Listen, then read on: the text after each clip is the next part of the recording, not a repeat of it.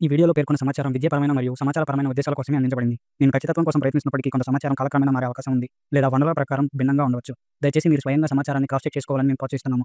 ఎవరిని మనస్తాపానికి గురిచేయడం గానీ, తప్పుదారి పట్టించడం గానీ మా ఉద్దేశం కాదు.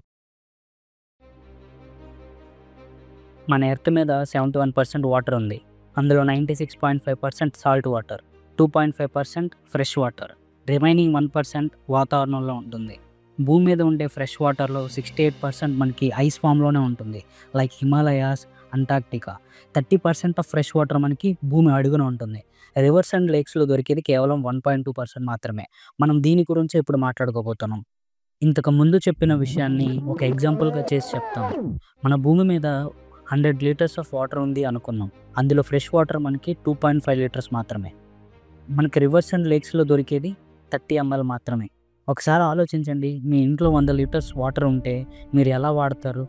1 లీటర్ వాటర్ ఉంటే ఎంత జాగ్రత్తగా వాడతారు? నీరు తగ్గే కొద్దీ మన ప్రవర్తన విధానాలు మారుతాయి. అందుకే మన పూర్వీకులు నదులకి దేవుళ్ళ పేరు పెట్టి పూజించేవాళ్ళు, అని జాగ్రత్తగా కాపాడుకునేవాళ్ళు. కానీ ఇప్పుడు డ్రైనేజ్ సిస్టమ్ పేరుతో వేస్టేజ్ని అండ్ ఫ్యాక్టరీస్ నుండి వచ్చే కెమికల్స్ని రివర్స్లో కలుపుతున్నాం.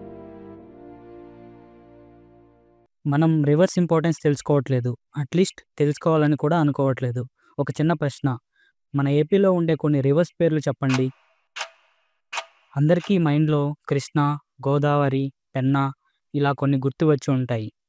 ఓకే, ఇప్పుడు మన ఏపీలో ఉండే కొన్ని సీజనల్ రివర్స్ గురించి చెప్పండి. మనలో 90% మెంబర్స్కి ఈ సీజనల్ రివర్స్ అంటే ఏంటో కూడా తెలియదు. ఓకే, ఇప్పుడు నేను ఒక రివర్ గురించి చెప్తాను.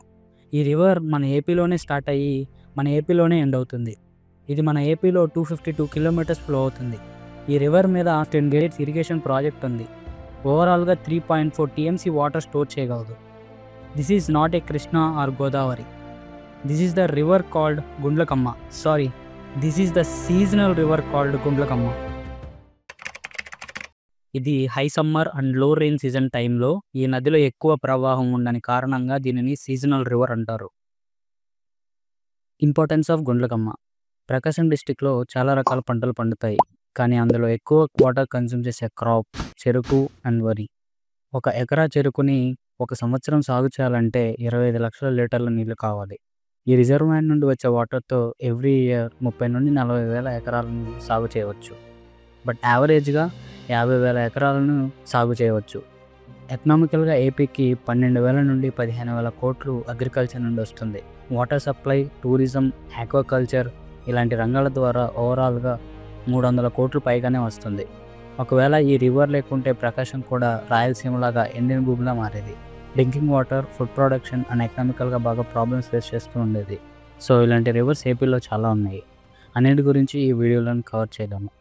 ది కంక్లూజన్, మనం వాడే వాటర్ అంతా ఇలాంటి సీజనల్ రివర్స్ నుండే వస్తుంది, కానీ మనలో ఎవరికి వీటి గురించి తెలియదు. ఒక రీజియన్ అరిడ్ నుండి సెమీ అరిడ్ రీజియన్గా మారాలంటే ఒక రివర్ ఉంటే సరిపోదు, దాన్ని సపోర్ట్ చేస్తూ ఇలాంటి సీజనల్ రివర్స్ కూడా ఉండాలి. ఎగ్జాంపుల్, పెన్నా రివర్ ఉండి కూడా రాయలసీమని అరిడ్ రీజియన్గా కన్సిడర్ చేస్తారు. ఇవి మన మనుగడికి ఎంత ఇంపార్టెంట్ అంటే, ఎగ్జాంపుల్ ద హిందూ న్యూస్ పేపర్లో వచ్చిన ఈ న్యూస్ని చూడండి. అవసరమైతే కృష్ణా వాటర్ని మలవరం రిజర్వాయర్కి డైవర్ట్ చేసి ఇక్కడ పంట పొలాలకి నీళ్ళు అందించవచ్చు. ఫ్యూచర్లో వచ్చే ఎన్నో రివర్ ఇంటర్లింక్ ప్రాజెక్ట్స్కి ఇవే కీలకం కానున్నాయి.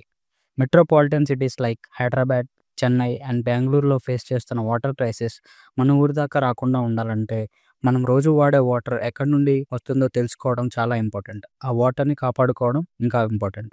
ఈ ఆలోచన మీ దాకా చేరాలన్నదే మా ఈ ప్రయత్నం.